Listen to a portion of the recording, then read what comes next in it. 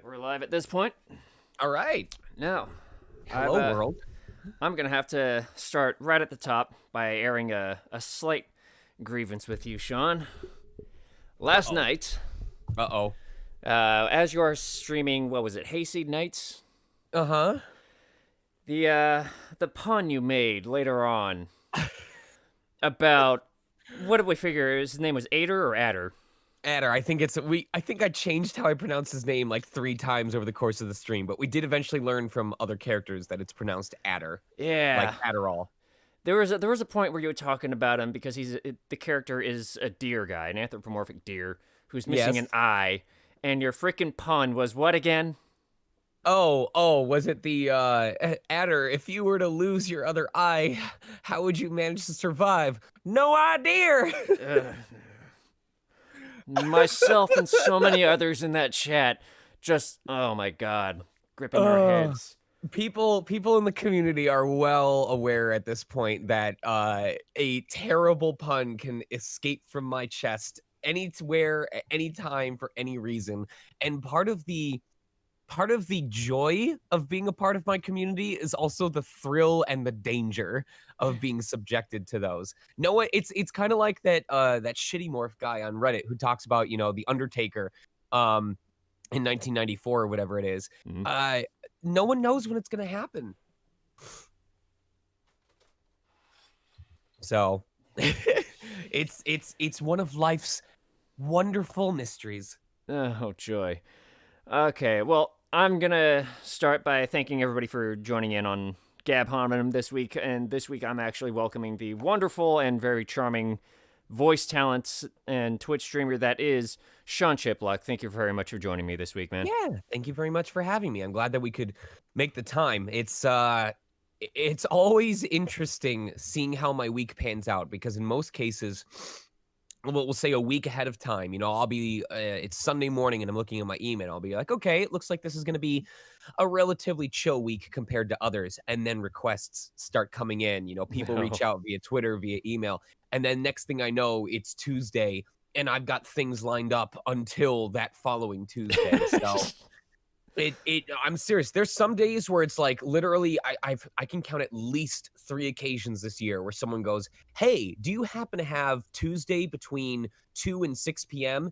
or do you have Friday between 2 and 6 p.m. available?" And I'll go, "It's funny you say that because Friday after 2 p.m. happens to be the only remaining open slot I have for the rest of this week." So Jesus. yes, it's yours. So I'm very glad that I was able to fit in this interview because last month I actually had to put a moratorium. I had to tell people I am not accepting any interview requests because I do not have any open slots until December. So Sounds like you're quite the busy guy at this point. it's a great problem to have, but it can be super stressful. For example, yesterday was 2 sessions, 2 auditions, one of which was a callback, one of which was a fresh one, but they all involved some degree of shouting or screaming or like monster-esque noises. And that was before my 3-hour stream. So by the time all of that was done, I was just sitting back on the couch going, I'm amazed I still have an intact throat. Holy crap. So I still remember at some point I was actually trying to practice my heavy metal growling and not figuring out how to do it properly by the time I get home because I'm doing this in the car the whole time. So not only am I not like really paying attention to my own voice, I'm also not hearing much of anything because of the noise of the car and the traffic and all that. So I just start growling until I hear myself. And so on that half-hour commute, 5 days a week, by the time I get home, I'm just like, I can like taste iron at some point over here. It's a work in progress. But yeah, that's how it goes sometimes. not to, as far as I can figure, trying to do like deep growly voices isn't exactly something that's easy to accomplish on a an extended period of time. I'm trying to think of how to respond to that, but yeah. No, repeat what you said just now. Let me stall for time while I think of how to react to that. It's basically, I don't know how easy or difficult it is to do deep growling voice over an extended period of time, like in an actual recording session. It depends on where the base is of your voice. That's why I was confused, is because I was listening to this. I heard the first half and then I drowned out in the second half. I feel like it depends a lot on the foundation of your main voice. If you're someone who has like a natural baritone, if you think of like, Steve Bloom or whoever voiced Old Man Rum in ReZero, or Suga. I don't know if you played Age of Calamity, but the voice of Suga you can hear is kind of very low and very down here when he talks, you know? Um, and if that's what their normal voice is pretty close to, then it would be fairly easy to do that character voice over an extended period of time. Since a lot of gravelly stuff is really chest, stomach, it kind of like pulls a lot of air from the lower body. In my case, my normal voice is nasally as hell. It's super nerdy, super high pitched. You can hear that I'm scrunching up my face as I say everything. Mm. And so for me, doing a deep and gravelly voice makes me have to completely shift the position of my neck, the way that my head is tilted or angled, the where I'm pulling the air from. It's not my normal method of speaking and how I normally breathe. And so I can do it, but to do it over an extended period of time is really taxing on my throat and my lungs overall. So that's something where in my case I'm going to take more damage, we'll quote unquote damage over time, and probably need more time to recover. On the flip side, I can do a lot of gremlin type noises, those kind of sillier, high pitched things. That's very easy for me. It might wear me down eventually, but I can do it for longer. Whereas if the person who voiced Suga, we're trying to do a high pitched voice up here, it might be as strenuous on his throat as deeper voices are for me. Fair enough. How often have you had to do things like that where you've had to really push the limits of your own voice, trying to, you know, do some of these bigger projects? I communicate with my director. I let them know what my limits are. I let them know when I need a break. And on very, very rare occasions, like for example, when I was doing stuff for a visual novel that involved a deep, gravelly character voice, I told the director, "Hey, we'll see how far we get. Just be aware that I may ask us to stop." And there were a couple cases where I said, "Hey, I want to call it a day because I feel like I need to rest my throat and give it a chance to actually recover before we do any more." So it sounds like you haven't had too much difficulty in getting people to work with you on that one. It's all about pacing yourself. If you're efficient, if you're on time, if you stay focused, and then you're naturally going to make a decent amount of progress. And if clients can trust you to get the work done, then you'd be surprised how lenient they will be on those occasions where you're like, "Hey, I need a bit earlier break than usual. I need a little bit more time than usual. I need to call it," just because they can trust that you will work around your own limits to get stuff done. Yeah. And so you've been, how long have you been at this, the voice acting gig? I started officially in 2007. That's when I plopped a Ooh. microphone onto my desktop and said, "I want to do this voice acting thing." Um, First paid gig was late 2009, but for all intents and purposes, I don't really consider my career to have started officially until like mid 2013, because that's when I had moved out to California. That's when I had started approaching trying to do it full time. I was still doing indie projects and all that stuff between 2007 and 2013, but it was always more of a side hobby that I was taking seriously until 2013, when I said, "I'm going to actually make this my focus and see if I can make a living off of it rather than having this side job to build an emergency savings in case things go south." Like, I literally took the step to say, "I am going to quit this other job and use all of that extra time on voiceover and see if I can make something of it." So that's when it really became Sean the voice actor rather than Sean the voiceover enthusiast. That must have been one hell of a struggle when you made that leap. Ironically, right after I quit that job and started focusing full time on VO is when I started booking more work. Yeah. So I don't know if that was just a lucky timing or what, but it definitely reaffirmed that it was something that I could pull off, and I never looked back at that point. So where exactly did you actually like come from? I'm not looking for specific details, but just kind of getting a general idea of context and I'm just pretty kind of like you're figuring out where anybody can come from, really. pretty much all my growing up happened in Michigan. Ooh. I lived in a township in a smaller city for a long time. My main family, direct family, still lives there to this day. Went out to Kalamazoo for college, and then while I was in Kalamazoo, I figured that's around when I started learning more about the professional industry, and I knew that I was going to have to be where the work was if I wanted to do more stuff. Um, and so as soon as I graduated, literally less than 2 months later, I moved out to California, and that's when I started my life out there on the West Coast, and it's been like that ever since. Well, you've certainly picked up quite a number of interesting things along the way. Because like some of your earliest credits that that I was able to find, Maple Story, Toradora, even Yep. the I had heard of the game Vindictus, but I haven't heard much about it lately. But I've Mhm. also just kind of lost track of so many games along the way. That's me, man. But That is another big one that you have under your belt, which is a little bit after I graduated in 2010. I don't remember exactly when the game came out, but Dust and Elysian Tale. Yep, that is so that project is kind of special to me for different reasons than for most. That project was an interesting experience for me because it was one of the first projects that I had been aware of its existence before I ever got the chance to audition for it. Really. Like I remember being on forums where I saw people posting about it. I was like, "Oh my god, this game looks so cool!" And I'm talking purely as a fan, not as someone going, "I wish I could voice for this." It was just pure fanboying. Um, so when time passed and the auditions came up for the game, that was like everything had come full circle. It was like, holy crap, I remember when I was just watching this being developed. Now there's a chance that I can be in it. Um, but in my case, it was a harsh reality check because it was right in the middle of this 2 year dip, I'll call it, where I was basically being a dip. I had just won AX Idol 2009, and it's I'm not I don't want to say I got egotistical, but I got very overconfident in my level of experience, and it caused me to start phoning a lot of performances in Ooh. because I just assumed what I was doing was going to be good because clearly what I had done for AX Idol 2009 was good enough to win.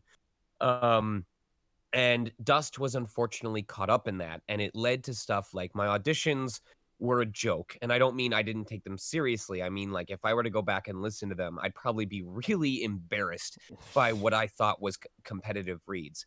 I was told as much by people that were directing the casting director in charge of the project at the time. My mentor, who was one of the acting assistant directors for the project, did end up finding a role for me to portray, but it took almost as long for him to get, I think, maybe 30 lines out of me that were good to be used in the game than it would take for him to cover 100 with one of the leads. So it was just a struggle to get like the performance out that they were looking for. Um and while this isn't necessarily the fault of either the director or the casting director, the cast reunion parties for various reasons ended up not being pleasant reminders of my time on the project. And that's Mm. that's purely because it I don't want to go into the details of it because I don't want to bring up old drama, but that has nothing to do with the game developer, the creator, or the assistant director, and everything to do with how I was treated at those reunion parties by at least one of the fellow cast members. Hmm. So it's weird to talk about that project because it was not the most pleasant memory for me. But a lot of that was self-inflicted. A lot of that was due to my own inexperience. And yet I'm grateful for what happened because I'm glad that I had that experience to teach me a lot of reality lessons that I kind of sorely needed at that point in time. Um, before I got deeper into the industry, before it was a much larger project, a much larger budget that I was in charge of helping out with. And I'm glad that I had that chance to kind of reflect on that experience and learn more about myself and take those lessons going forward. Um, and because of that, if you were to ask me if I wanted to go back and change that entire experience, I don't think I would because I think it offered a very valuable lesson that helped me grow as an actor, and I've uh, had a lot to show for it as a result. I mean, hey, that's kind of that's one thing everybody should be striving for is to always do better. Right. So to hear that you are to hear that you're actually like wanting to hold on to that experience because you learned so much from it. That's always a good thing to hear. Because one other reality check, I think, at least for myself, I can't speak for a lot of other people, but it's probably easy to think that once you become some big name voice actor or, whatever the case it could be, it could be easy to forget, hey, I'm doing pretty well. I feel like I can do this in my own sleep now. And you Right. don't realize that you're starting to slip because, feedback, whether you're listening to it or getting any to begin with, you still got to learn and do better no matter what. Right. How often would you say experiences like that happen? Not specifically on the level of Dustin Elysian Tale, but how many like learning experiences type of deals have you had in your career? I try to find something in every project that I record for, whether it's a new milestone that I accomplished or a new uh, challenge that I had to overcome, or just a new character archetype that I hadn't yet had a chance to really explore and experience. Um, it's part of what keeps me humble in this career is that I don't want to ever take my work for granted. I always want to see what's something from this project that I can take home with me and learn from and use going forward so that I'm always growing as an actor. So plenty of those learning moments happen. It happened with Breath of the Wild at least once for every single character that I voiced. Age of Calamity had its own moment where I kind of had it wasn't so much a new lesson as it was a reflection on how far I had come from the original Breath of the Wild. And it just carries on like that for each project. It's part of how I reassess my current progress and what weaknesses have become strengths, what strengths might need to be refined further. And I use that to basically try and guarantee myself additional future work. Always a good policy to have because I'm trying to do better. I've only been at the voice acting thing myself for a couple of months, and I've actually one of my previous guests on this show was you might have heard of him, Jun Yoon. Hmm. Um, I don't think I have. he Let he's Go ahead. he's a Korean voice actor. Okay. But he's basically lived in LA since he was what did he say? I think he said he moved to LA from Seoul. Okay. He was like a teenager about that time. But he learned there that he loved drama, so he went on to eventually become a drama teacher. But now he's doing his own VO work because he ended up getting laid off as a teacher. But he's doing pretty well as a voice actor now, and he's actually started doing not really voiceover coaching, Right. but he's basically putting himself in a position where, hey, I'm gonna start teaching complete newcomers, young or old, about acting, and when we get to a certain threshold, I'll start referring him to an actual voiceover coach, Hmm. kind of like that, first step, so that, as he put it, you can hit the ground running with them. Right. So I started, working with him on that, and he's very pleasant to work with. But what voiceover coaches have you had since you started voiceover? Well, I basically look for any opportunities to get myself in front of people who work for companies I haven't had a chance to do auditions for, or anyone that specializes in an area that I still falter in. A big example is Charlie Adler is a huge one, a guy I could not recommend enough to people. He has done so many Western cartoons and he's got such an eclectic personality. I'm gonna make sure that's a good word before I say it. Eclectic meaning deriving ideas from a broad and diverse range of sources. Okay, yes, yes. So he's definitely eclectic, and I respect his passion a lot. I identify with that passion a lot. And of course, I haven't really booked anything for Western cartoons, so I need to figure out how I can improve in that sector. I did a crap ton of workshops with Voice Tracks West. That's how I met my agency. That's how I got in touch with Disney Parks. Hmm. That's how I got in touch with Mattel. That's it. Voice Tracks West has definitely been one of my biggest sources of new potential clients when it comes to studio work out in California. Um, Crispin Freeman was a really big influence when I first moved out to Ooh. California. He does online workshops, but he also has in-person workshops that happen in an office building in Torrance that is less than 10 minutes away from my apartment, my car. And that wasn't something I planned. I didn't move to this specific apartment because it would be near Crispin Freeman. It just so happened that I moved here, and then it was like, oh, Crispin Freeman's workshops are 10 minutes away. So, um, I've done at least half a dozen of those at this point, probably closer to a dozen before I finally moved on to other things. I've done Bang Zoom workshops. It's kind of the same mentality. A lot of people say, a smart voice actor won't turn down work or will always be looking for work no matter where it can be found. Right. I feel like a smart student will, within reason, always be looking for new learning opportunities, no matter who they are coming from. However, I will add the prerequisite to that of a smart student will also do their research before paying for the workshop and make sure that the person that they're learning from kind of has the metrics to be an effective teacher. In the case of voiceover, the major ones would be what year was the latest gig that they did. How many credits do they have under their profile? What kind of clients have they worked for? Because if, someone's trying to teach you how to do video game voices, and the last video game that they worked on was in 2013 and it's 2020, either they dropped out of the industry and you can't really rely on their ability to understand what current industry trends are, or they are still in the industry, and why haven't they booked anything in 7 years? So, in that sector, I mean. So that's the kind of research that you have to do as a voice actor in order to give yourself a good idea of the next steps you want to take. Fair enough. Would you say that you look for more learning experiences outside of voiceover work, like just general living?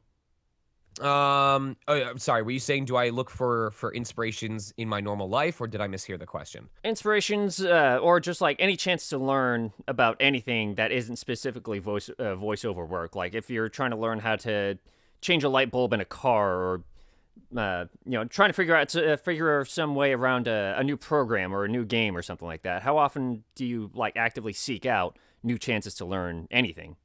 Well, I mean, I'm down to learn if I feel that it's in an environment where I'll have an easier time learning, but I'll admit, with how busy I tend to be, um, a lot of my time is only available for auditions, for sessions, for the stream that I'm doing, and then whatever free time happens to remain for myself.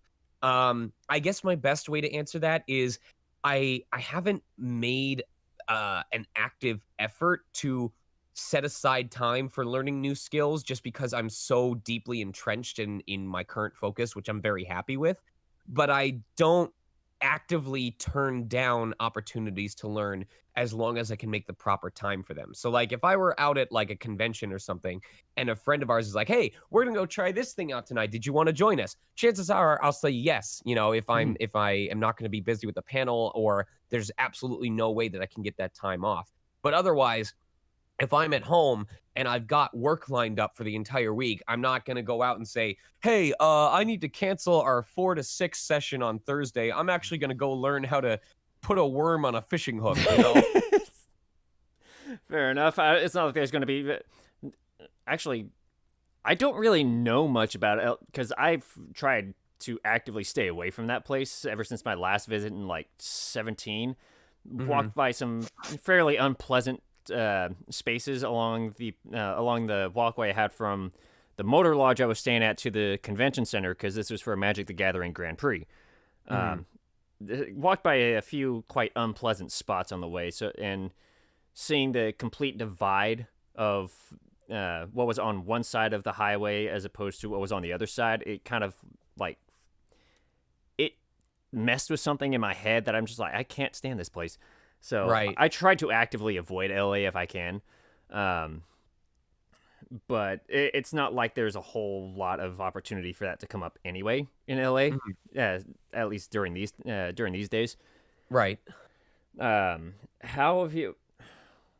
I feel like I completely lost my train of thought there. Dude, that happens to me all the time. Like, there's so many times when people they ask me one question, I start to answer it, I go off on a tangent, and by the time I finish that 5-minute story, I have completely forgotten what the main question was, and I have to ask them to ask it again, and they do, and then I go off on a completely different tangent. So, it's for me. I feel even worse because I'm the guy hosting this thing.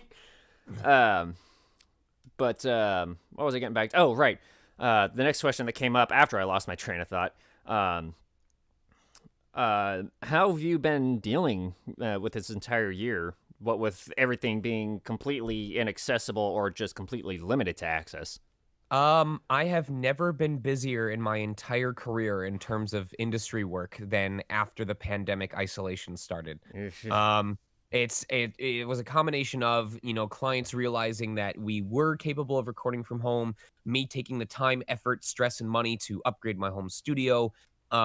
Whether I got in early on getting back to work because I had a home studio ready to go before some others did, or just the fact that the lack of a commute time meant I could fit in more sessions on a given day. Um, I I don't want to talk about like wages to an extensive degree because I don't want to come off as a braggart, but to give a good example, between September 18th and November 3rd, uh, what I made in sessions just between those days paid off my entire hybrid car. Whew. Um, yes, I mean full cost of the hybrid car. That just Which says how was busy you've been. Jesus. which, by the way, I want to preface was a necessary purchase because it was finally replacing my 15-year-old car that was starting to fall apart. So Oh. I had always known that after that old car finally met its maker, I wanted to replace it with a hybrid and start being more environmentally conscious. So this was a purchase that was due for a long while and ended up getting paid off almost instantly because of that work. that Um, that just says how busy you've been. Like, holy yes. crap. Yes, it's no, I'm not kidding when I say that I spent all of October legitimately worried that I would end up destroying my throat long term. No, Whew. long term. It wasn't until like the beginning of November that I got to remember what having a normal, non-worn down throat sounded like. Um, Jeez. but socially, I'm handling it easier than some of my friends are. I've always been kind of introverted. I value the time that I have for myself. And between all of the sessions I do and the stream that I started up in April, um, I now have way less free time on a given day than I normally do. For example, I woke up at around today is a good example. Here's the breakdown of how my day goes. Um, we have this interview from 12 until I'm guessing probably 1:30, and then I have a live dub stream happening from 5 to probably close to 10 p.m., which means I've only got kind of that 3-hour window on a Saturday that I have to myself. Whereas last night, and like, well, what about this morning? You might ask. Well, I woke up at 11:30 before this interview, so gave myself enough time to wake up and set stuff up. Mhm. And the reason why I woke up so late was because yesterday I had two sessions, each lasting about 3 hours, two callback auditions, the 3-hour stream. So Cool. my free time started at about 11 p.m. And so I basically stayed up until 2, 3 o'clock, passed out on the couch for 2 hours until 5 in the morning, and then came to bed and slept for even longer because I had just been up for so long at that point. And it just kind Oh. of doubles over on itself. I have plenty of days like that nowadays. So for me, I'm not as worried about going out to hang out with friends. One, because of the fear of COVID. I only have to catch it once and I could permanently damage my vocal capacity for the rest of my life. Um, Two, because there's plenty enough to keep me busy. And three, I would rather use this time to like triple down on the client relationships that I'm building and the reputation and consistency that I'm building for myself so that when the pandemic restrictions finally lift, I'm still in people's minds because I was able to do so much during the actual isolation period itself. Yeah, because I've seen a number of your Twitch streams before. I obviously haven't been able to make all of them, but usually when I am able to tune in, they're usually pretty fun. Like, as I started this entire thing off right at the start, last night was a good example. Where Right? So last night turned out that last night was the perfect mix of things that I had already planned and being able to capitalize on spontaneous opportunities, and I really, really appreciate what happened. yeah. But my focus on streams also stems from my focus on what I do when I'm a guest at conventions, which is I think about oh, I'm sorry. As someone who has been to Anime Expo several times and has firsthand experienced that stress of trying to figure out which panel you want to go to because no matter which one you choose there's going to be two or three others that you aren't able to go to as a result. Right. um I kind of took this approach of if people choose to come to my panel, they are choosing to spend that hour and a half here instead of doing literally anything else. So I want them to at least leave feeling like they made the right choice when it comes to where they spent their time. So when I do the streams, it's really no different. It's, people could be watching any number of hundreds, if not thousands of streams, and they're choosing to have mine playing in the background at the very least. So I need to try and make sure that when they close that stream, they'll feel like they made a good choice in terms of where they spent their time. Right. So, You've been, because what was your, remember, wow, my tongue has just not been working at all this no entire worries. year, I swear. Um, Remind me what your, well, remind me and the audience what your Twitch schedule is. Uh, my ideal Twitch schedule is that we start at 5 p.m. 5 days a week, Thursday, Friday, Saturday, Sunday, Monday. But we tend to have delays for various reasons. Like sometimes I'll start at 5:30 just because I let too much time slip by. Sometimes we'll start at 6 because my session ended at 4 and I want 2 hours to actually breathe. Um, Last night we had to start at 7 just because one of my callback auditions was from 6 to 6:20, Ooh, and it was for something that's pretty important to me. So I wanted to make sure that it was the only time slot they had available. So of course work will always come first. right. But generally we aim for around 5 p.m. For example, tonight's stream, the finale for Doki Doki Literature Club live dub is going to start at 5 as well. And do you have guests on your own stream often? Define guest. Like, I'm pretty sure from what I do remember last night, the people that joined you by the end of your stream was just kind of a spontaneous, hey, I'm still around if you did want me to join you kind of Oh, thing. yeah. So there's I don't always deliberately schedule them because I figure people are pretty busy. They have their own lives. They may not be able to commit to every single stream that happens to be playing their game. Hmm. But I'll reach out and be like, hey, I'm going to be streaming this coming Saturday. Would you be interested in just doing an impromptu interview? And some have said yes. In most cases, it's a case where I'm playing the game and someone affiliated with the game pops into chat and goes, hey, what's up? Just wanted to drop by. And from there, I invite them to hop onto voice chat if they would like to contribute. That way, they have the choice to either, become a direct focus, or if they really are just there to chill and watch the stream, they don't have to feel obligated to take part. Right. Because there's been other Twitch streamers that I've watched who they don't really have like game devs come on. They usually just have people in their Discord servers, and they announce, hey, I'm doing a Twitch stream now. This is what I'm playing. And if it's a multiplayer game, he'll usually have a waiting room for people in the server to just jump into and, wait to see if they'll get to join in the game with him for, I don't know, 3, 4, maybe 10 rounds. Just depends on his mood. And that's turned into some pretty fun experiences.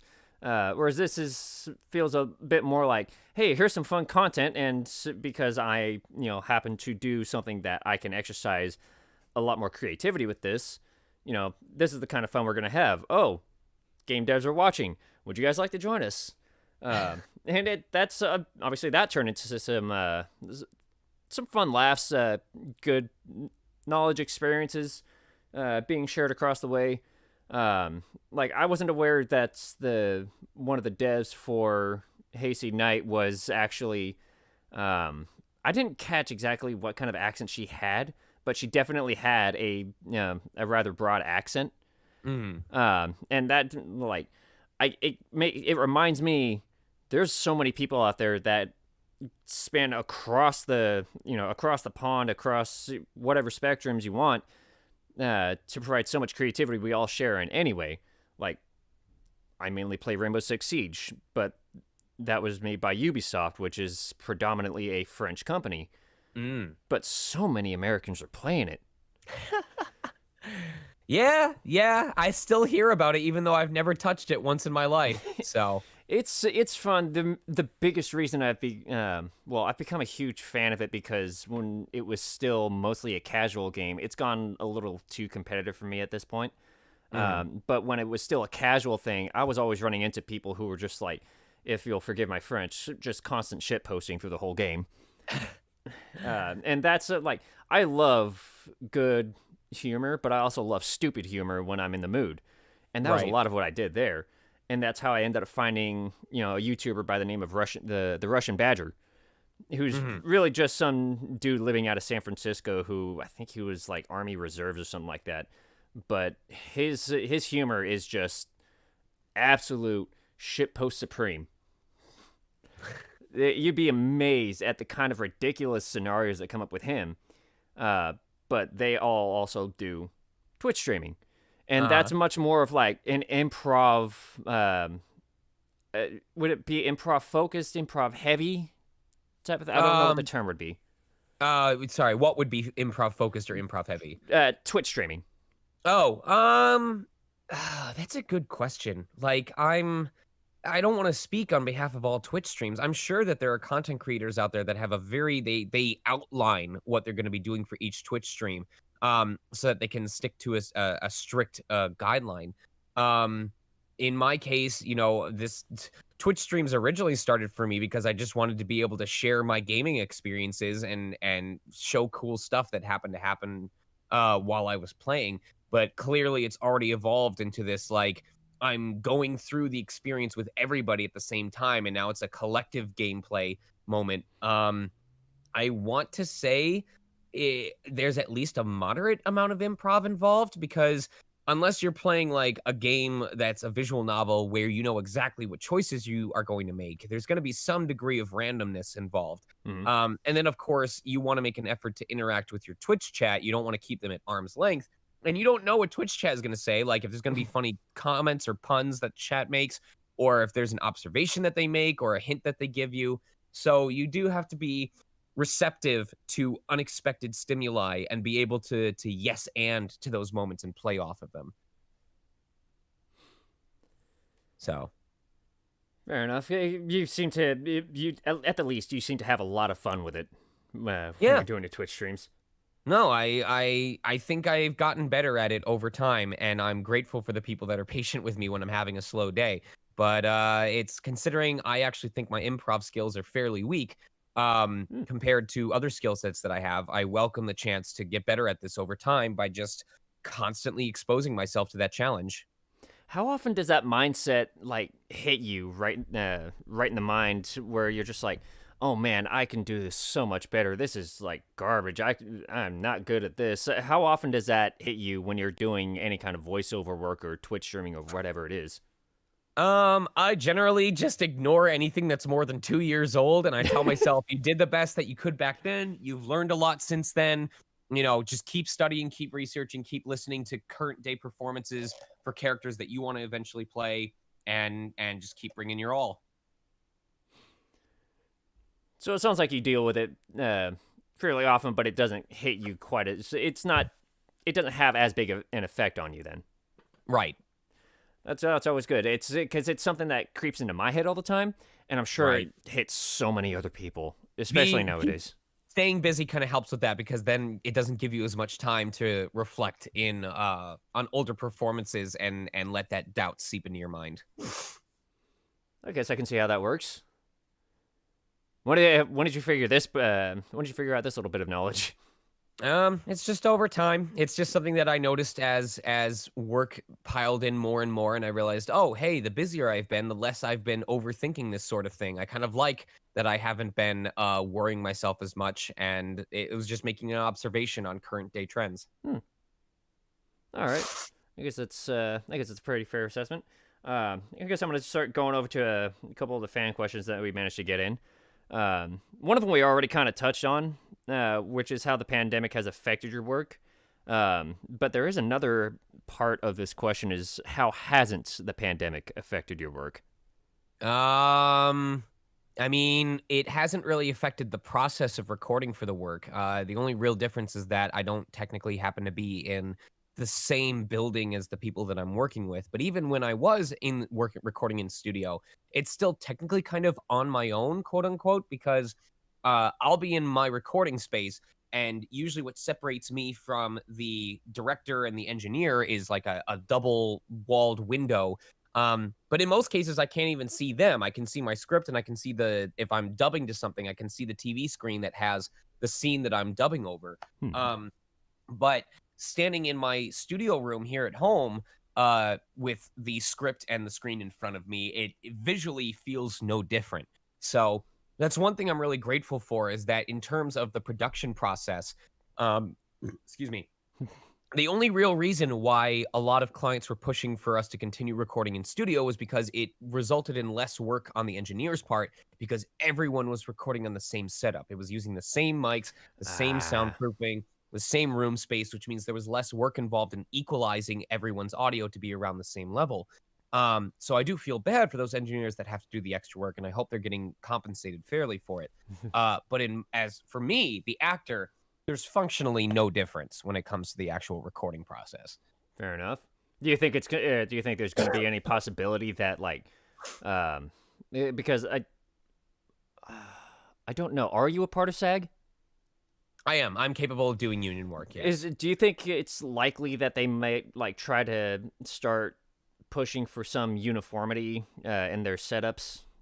I think the union's already done that. I believe that there are a number of because um during some of the recent restriction liftings or new restrictions that came in place, there's always been excuses made for essential workers, quote unquote. Hmm. And the union, a lot of actors were worried that it was going to be used as a crutch to force actors back into the studio earlier than they were prepared for, because as part of the entertainment industry, we would be considered essential workers. Hmm. Um, or rather, I think the worry at the time the term essential worker was being applied to the entertainment industry in terms of like camera operators and like people who had to be on set, but it was being used under the blanket term of the entertainment industry, which we would also apply for or be qualified for because we are entertainers, we're actors. So we were worried that the same rules being applied to let camera crew operators come back in physically would be used to force us to come back in physically. But the union, thankfully, stood behind us in that one and said, if a studio wants to bring voice actors in, please prove that, like, either you can prove that it is absolutely essential that they record in studio rather than at home, or we need to establish a set of COVID-19 guidelines that you must follow and must report back to us. Before we will allow actors to step foot in your building. Otherwise, you could be subject to heavy fines, to being blacklisted by the union, et cetera, et cetera. Ooh. So a lot of studios were very quick to adhere to those rules. Publish documents detailing exactly the steps that they took between each session to decontaminate the area. And there's been a number of projects that have had people come in from that point because they rigorously follow those guidelines. So it sounds like a lot to keep up with. It is, but Um, I there's a number of those studios that if they did ask me to come in, I trust that they would actually be adhering to those guidelines. So I'd feel a little nervous, but relatively comfortable with coming in, especially because, excuse me, voiceover in general is a lot more isolated in terms of how I do my work versus a lot of other industries. do you think it's possible that a lot of newcomers that are coming into voiceover as a result of the pandemic are gonna really like get maybe not I think derailed but jarred by the sudden shift of okay, some of you succeeded, now here's a studio because we're allowed to open up again. the biggest barrier is just the infrequency of the work, but especially the new demand to have broadcast quality recording equipment from home. Because my old setup, which I did do some professional work on, but it very quickly became outdated once the pandemic guidelines came out. Hmm. My old setup was about, I would say, a grand total of $500 between the microphone, the reverb filter, the music stand, all that stuff. Just combined was about 500. My new studio getup, which is still not top of the line because I opted for a mid-tier microphone rather than like one of those, 7 or 5 digit microphones like a U87 or a Neumann or something like that. Yeah. My current studio setup was about $5,000 of an Oh, investment. It's already more than paid for itself. I can tell you that right now. It paid for itself less than like 2 months later from the work that I was doing. But phew. I don't foresee a lot of folks that are brand new to the voiceover industry, especially anyone that is living paycheck to paycheck, from having a client go, yes, we can record you from home, but we need you to have, $5,000 worth of soundproofing and equipment and everything in your home so that we can do a sound test, which isn't even a guarantee that you'll pass the sound test. I don't think a lot of those newcomers can be like, oh yeah, I have that kind of money to throw down, no problem. So So, do you think it's going to be jarring of the experience in a studio, like an actual established studio, once everything I else? don't think it'll be jarring for the experience of being in the studio because a lot of my understanding is that a lot of new talent that want to be part of this industry are going to have done some background research anyway. Hmm. They may have even gone to a workshop that had them, doing a recording in a studio setting. So I don't think that's going to be really jarring. It's specifically the unique uh, uh, methods employed as a result of the COVID-19 pandemic that would be jarring to newcomers who are no longer entering the industry in the way that it's been running for the last couple of decades, but are now dealing with a very unique methodology that has only been about 6 months old at this point. All right. Yeah. Okay. I can see where that's. I can see what you're saying on that one. I guess we'll go to the next fan question we have here from Mars. Mars Swamp Creature. Love the name. Is it hard playing is it hard playing characters with really different personalities? Your range is so huge that I can't believe you're the same voice actor for Diluc, Rivali, and Kiro. I mean, like I said, I always enjoy a good challenge. I always like an opportunity to flex my skill set in a different area and see if I can add something else to my portfolio. But if it's like legitimately challenging, I don't think like it really bugs me that much. Yeah, it's just a case where I do my best with the sorry, there's something on my laptop that's bugging the crap out of me. Um it's just a case where I explore my range, and if I'm confused about something or if I'm struggling with something, I'll lean on my director to help guide me to where we need to be. Or I'll discover something interesting about my range along the way. If nothing else, I just really enjoy the chance to portray all these different character types and personalities that otherwise wouldn't be feasible for me in real life because that's just not who I am. I would be me putting up a facade that people would very quickly see through. But when I'm performing as these characters, they're real in the sense of that world. They exist. That is their personality. And so I can play it genuinely and authentically because that's what I'm supposed to be doing. So the challenge is more just trying to fit into how different it is, but it's you have that ability to work I'm yourself into it. yeah, I'm more concerned with trying to make sure I stay in that voice than Ah. than being worried about whether or not I can do that voice. Do you how often do you have yourself in a position where you're doing one session in one character's voice, but your next session is a completely different voice or Daily, daily, daily? daily, Ooh.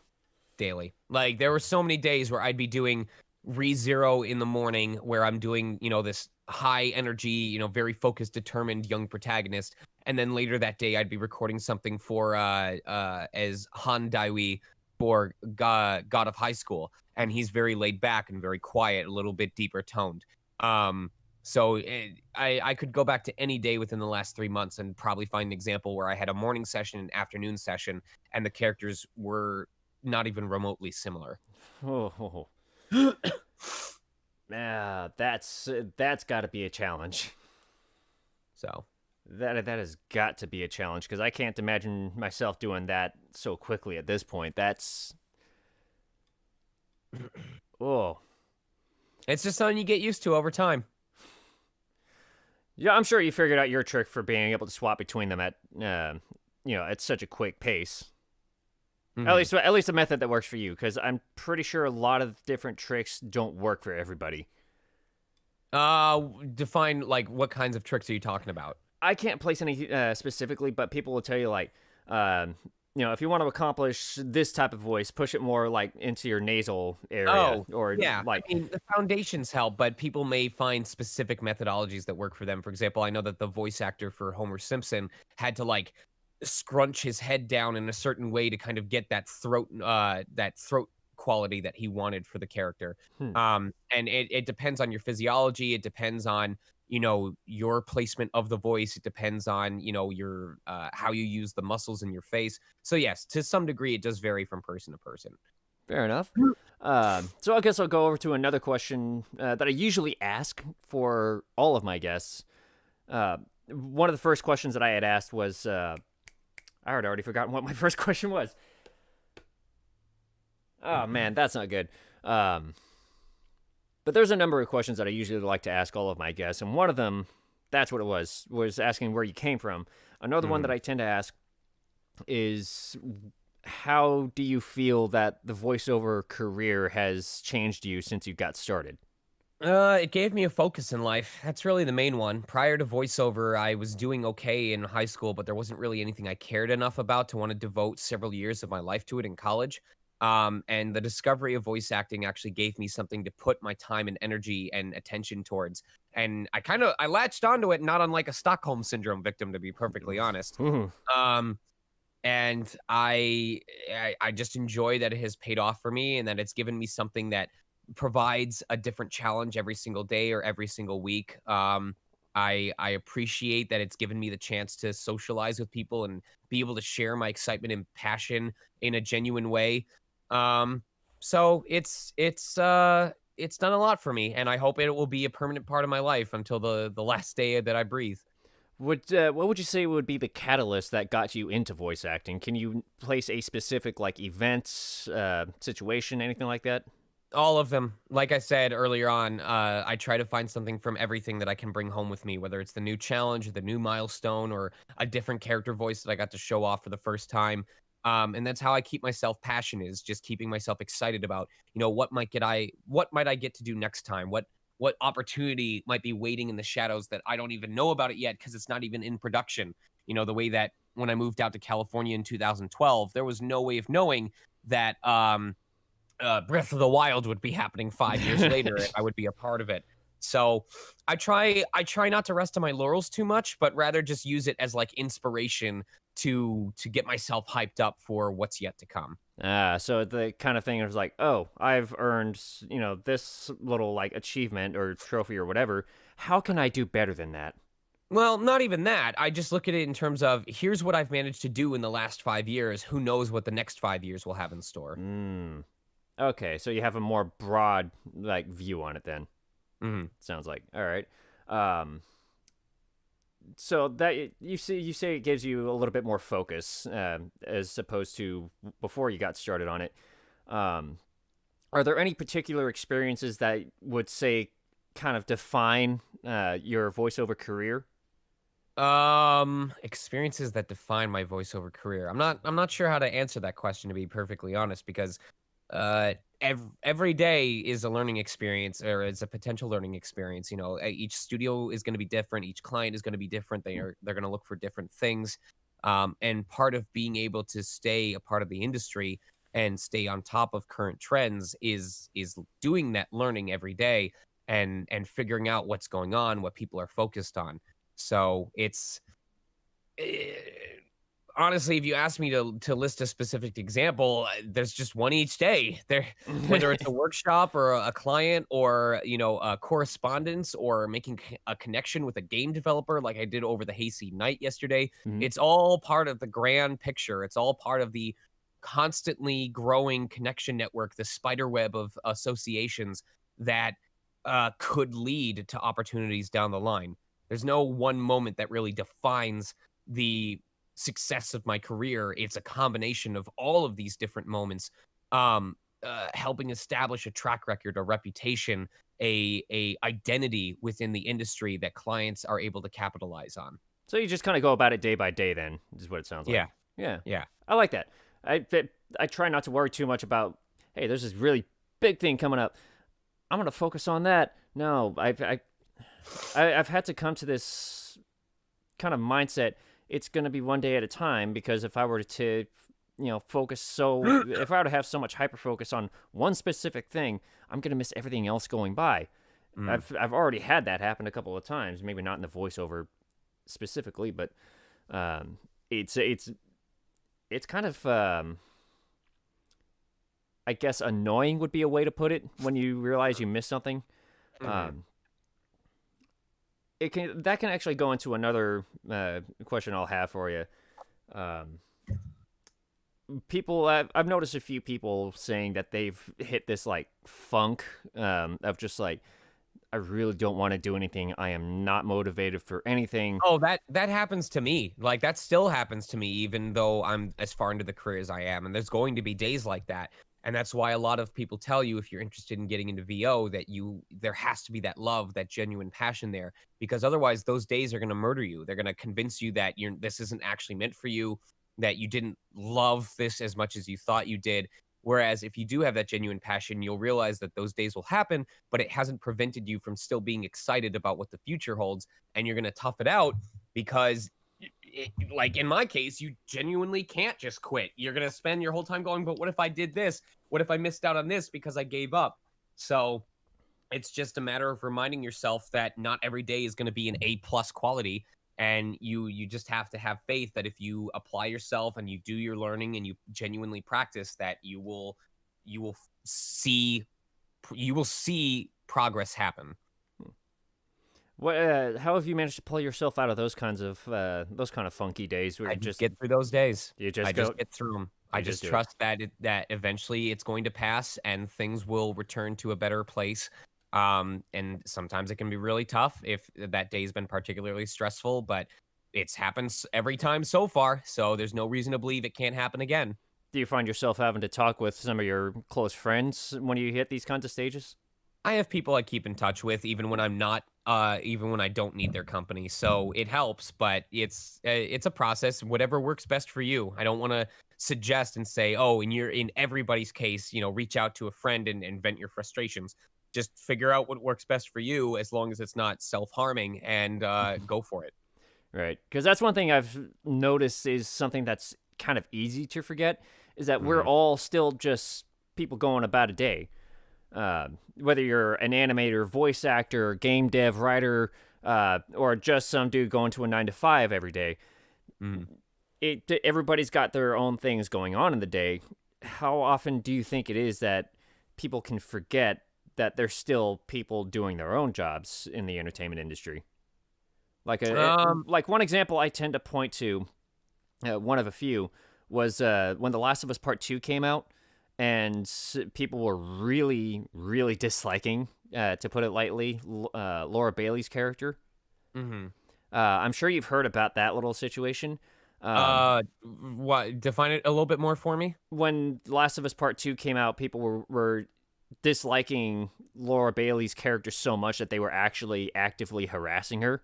Was it because of, a change to the character, like it was previously voiced by something else, or was it because of just how the character was portrayed in the game? I think it was just how the character ended up being maybe not really portrayed in the game, but just that I can't point to any specifics about it. I think she was. I don't recall if she was playing a recurring character or some new character, but people were just really disliking it. Mm. And they hated her character specifically, so much that some people apparently felt they needed to go to her Twitter and all these other places to actively give her shit for it. Yeah, people are dumb. Do you think it's easy for people to forget that these entertainers, no matter what specific type of entertainer they are still people? If they're dumb.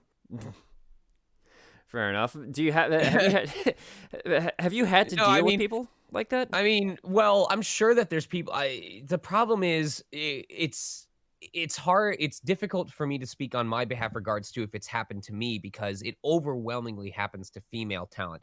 And I Hmm. don't know if that's because, people feel entitled when it comes to female talent where like they are more deserving of it or they're more capable of handling it or if there's just kind of this disconnect between, being a decent human being and respecting women. Um I don't know if it's because, in a male dominated society that there's a heavier focus on sexualizing or building attractions to female characters because that's the mentality that's pervaded a lot of this society. And as a result, they feel entitled to these women or these characters. And if they don't act the way that they want them to, then they get incensed because they feel like they've been betrayed of their potential waifu, so to speak. Mhm. Um, but it's a combination of things. It's how people are hyped up for a game. It's how they interpret a character. It's, how they interpret a performance. It could be whether they think an actor is overused. Like, I know that there's actors that have been harassed for being part of a project for no other reason than because the fans go, "Oh, why are they always using this person over and over and over again? Why can't they get somebody different?" There's a whole number of bullshit reasons why that kind of harassment occurs. Um, I'm almost certain it's happened to me, but wouldn't say that it's been something I paid attention to or even something that has increased in frequency. And I don't know if that's because people aren't as interested because I'm a guy. I don't know if people aren't as interested because I tend to be very open about my life, and so there's no secrets for them to spill for people to be horrified about.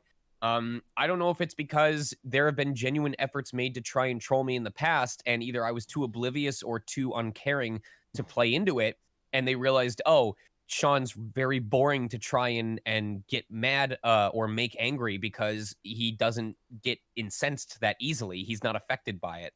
So I can only speak for myself, but I tend to try and keep my focus on the communities and the people who I want to support and who want to support me, including constructive criticism. I'm not saying I'm going to avoid all criticism, but basically to not waste that time and energy on people who just want to cause stress and pain for the purpose of doing that. And I would hope that my colleagues could have an equally easy time separating, the stuff that's worth their time versus the stuff that isn't. Um, but I try to remind myself that the only person I can be in control of is myself. The only person whose career I can control is my own. I'm in charge of my actions, my behaviors, and nobody else's. So, sure, there's probably going to be people out there who want to give me shit for the character that I play, and they can keep yelling into the void because, suffice it to say, they're not who my time is being spent on. Fair enough. Because I'm pretty sure your focus is more on, your own. Yeah, those immediately close to you, like, I think what is you said that you were married, right? So you're living, Yes. yeah. So you're living with your wife. She's the probably the main one you're concerned about, That and the keeping people happy. paying me for doing what they asked me to do in the studio. You want to talk about Laura Bailey, people hate what her character does. Well, I'll tell you, that's probably what the director wanted for the character, and Laura Bailey did it. So Laura Bailey got the check that paid for her rent and her house payment, or whichever one she's going for. So Right. sounds to me like Laura Bailey did the right thing. I'd say so too, because like people will say that I don't know why people thought it would be a great idea to go after the voice actors for that character when there's so many other things like the directing, the writing, even like people may not even know that it was probably just the music that was playing around whatever scenes they didn't like that Hmm. just didn't work with them, and that's what set them off for whatever reason. I have no Hmm. clue. Um, Otherwise, it's they're just doing what they what they're paid to do. It's as fun as it is to do voice acting. It's still a job. Hmm. So it's like I can't go to my job and put together something for this AC system for it to come back and they tell me, hey, you did this wrong, and I just look at them and I go, no, I didn't. I'm not gonna last doing that. Right.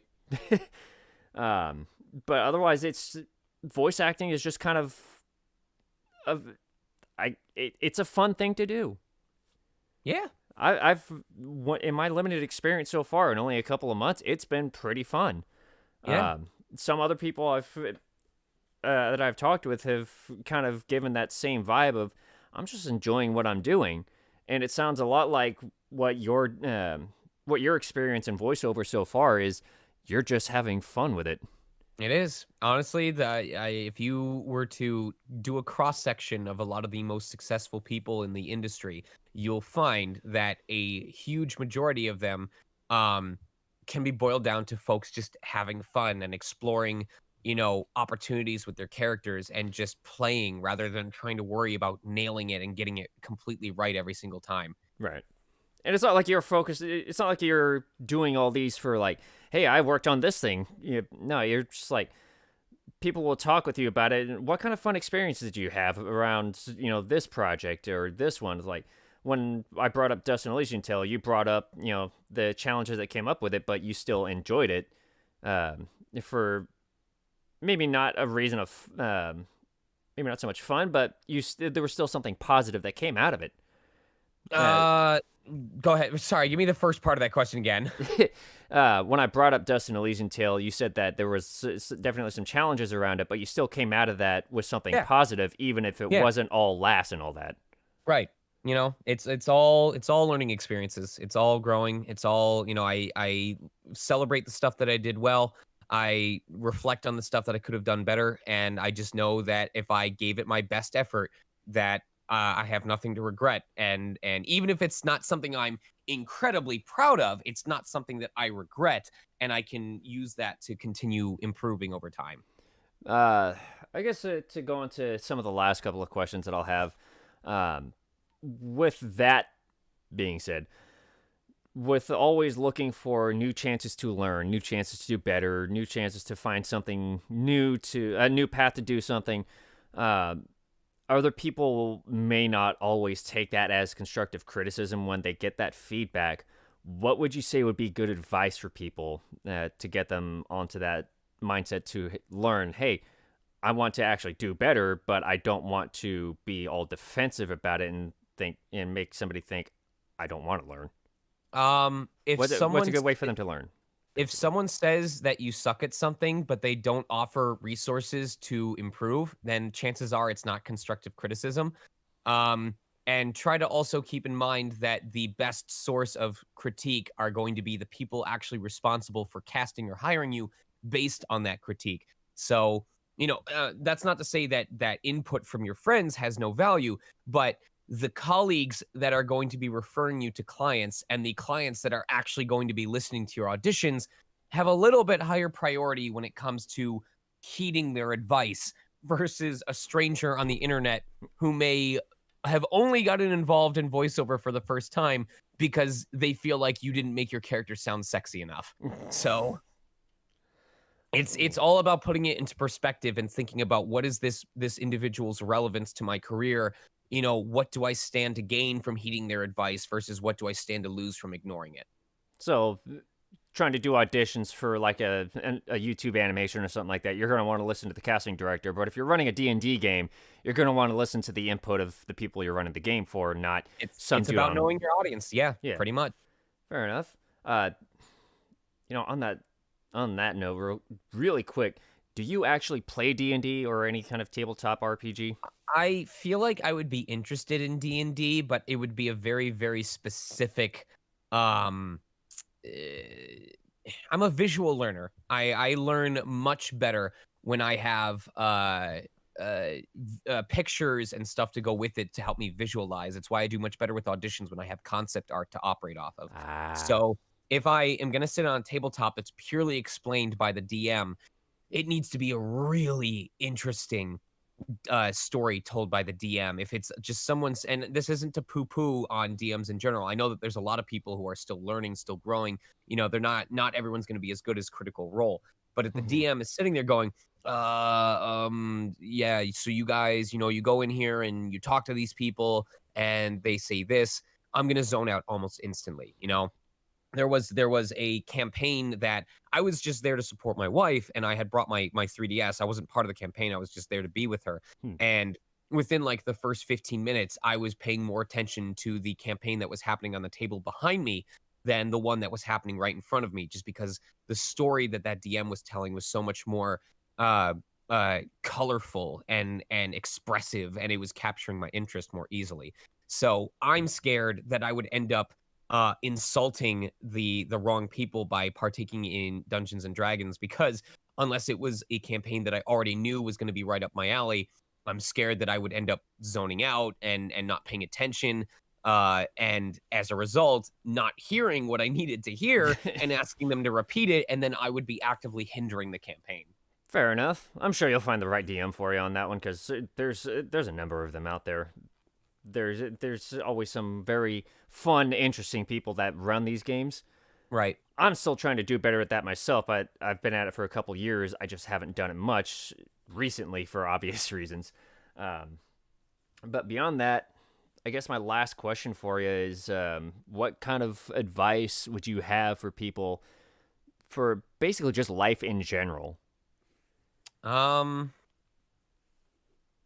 Find what you're passionate about and surround yourself with opportunities to engage in that passion, because not only will you feel more fulfilled at the end of the day, but over time you will come across people who either have passions that you are equally passionate about, even if you didn't know it beforehand, or who want to support your passion because it gets them excited in the same way. When a lot of passionate people come together on the same project, no matter what kind of project it is, that's when truly great things come into existence. And to me, the key to having a fulfilling life and a fulfilling career is to be doing something that you are passionate about, because you will care, you will want to do your best, you will want to continue learning. It won't feel as much like work. I'm not going to lie and say it will never feel like work, but it will be work that you can tolerate. Um, Passion is the defining characteristic of people who are happy. So don't lose sight of that passion. And if you find that you're losing passion in something that you were once passionate about, that's okay. And if you try to reinstate that passion and find out that it's really just not working for you anymore, that you want to move on to other things, um, human lifespan is a lot longer than most interests. So be willing to explore where your heart is trying to take you. Fair enough, because your passion is obviously voiceover, and you've started applying that to Twitch because that it presents an opportunity for it. Mhm. You just have that passion. Your passion could easily have been doing drawing, animation. It could have been working on cars or something like that, or murals in your hometown. It could have been Mhm. any of that. You still probably would have been having just as much fun as you are now. Right. But otherwise, as it is, it's definitely a talent that a lot of people can share and enjoy. And for that, got to thank you for that. Thank you. I'm glad to be doing what I do, and I'm glad that people are being entertained along the way. Yep. Here's hoping that there's a lot more of that time to come, because For sure. there's always so much fun to be had around that. But otherwise, hey, Sean, thank you very much for joining me on this. Yeah, this was a nice. I've had a lot of interviews that were much higher energy where I had to always have the on switch going on, but this was a nice, chill, informative interview. You asked a fair number of questions that I don't think I've been asked before specifically, so it was nice to be able to explore those answers for the first time. And I'm really glad we were able to make this work out. Thank you. I've been told that before, and I was actually surprised that these are questions that people in the entertainment industry don't get very often. Hmm. That is legitimately surprising to me that people don't want to explore that more. Well, I mean, this isn't to poo-poo other interviewers, but I can tell that there's that sense of just being excited to have like a big name person on your show, and they just want to ask questions because they just want to hear this person talk. It's like, oh, they're spending time with me. But I appreciate the interviewers that take the time to be like, okay, well, what have they likely been asked, and what is it that I really actually want to find out about them that I can't easily find for myself online. So just that little bit of background research really leads to more interesting interviews in general, and I feel like I got that opportunity here. I'm glad you managed to get that. So thank you very much. I really appreciated your time on this one. For anybody listening, you can find Sean Chiplock on Twitter. Yep, Twitter and Twitch, Sonic Mega, both the same. Twitter's where the memes get posted. Twitch is where the memes get made. So. Oh, Twitter posted. Twitch is where it's made. It's all shit posting. It's just a difference of whether it's still in the butt or in the bowl. Oh my god. Okay, and yeah, I take it you're doing another stream tonight. I take it. Yes, that's gonna be at 5 p.m. tonight. All right. Well, definitely looking forward to that. I hope everybody else is, because this was fun. This was very informative for me. There's always something new to learn from everybody, and that's kind of the point of this show. So I'm hoping you can all keep an eye on that hashtag of Gab Hominem, which I realize now I completely misspelled in one of my earlier posts about this. Oh boy. Okay. Embarrassment aside, thank you all for joining in and listening. Hope to see you all again in a couple of weeks. Keep an eye on that hashtag of Gab Hominem. For who my next guest will be. I'm very excited for what's coming up. But otherwise, are you allowed to spill, or do you want to keep it a secret? Not yet. I've got one of the guests lined up. Another one, because the next couple of guests I have coming are actually sound engineers. Uh-huh. And one of them I have worked with personally in the past. Another is the guy who referred me to them, and he's kind of the bigger name from the project they worked on. So, um, yeah, that's gonna be fun. Otherwise, I'm actually possibly gonna have one of my coworkers on this stream who is in a ska band in my area. Oh, I love ska. I Yo, love it that's so gonna be much. hype. Have you seen Streetlight Manifesto live before? Not live, no. No, man. Me and one of my brothers made it a point to go every year when they came around town. Mm. And we've been successful at it 3 years in a row so far. Mm-hmm. So if you get the chance, I would highly recommend it because that is some high energy mosh pit fun. That's gonna be hype. Oh yeah, and the mosh pits aren't like death metal, knocking each other's lights out type of thing. If you get knocked over in a mosh pit, you're gonna find yourself back on your feet within a couple of seconds. That's the whole point of those ska mosh pits, ska and punk rock really. You're just there to have all the fun you can. So Yeah. if that opportunity ever comes up for you, I really hope you take that up because it's so much fun. I will keep it in mind. Yep. Otherwise, you have yourself a wonderful day, Sean. Yourself as well. No obligation to check by the stream, but considering I am playing Doki Doki completely blind, I have no idea what I'm about to get myself into. I Oh, think it'll boy. be a pretty unique experience. I've heard some fun tales around that game. Yeah, I think So have I. Yeah.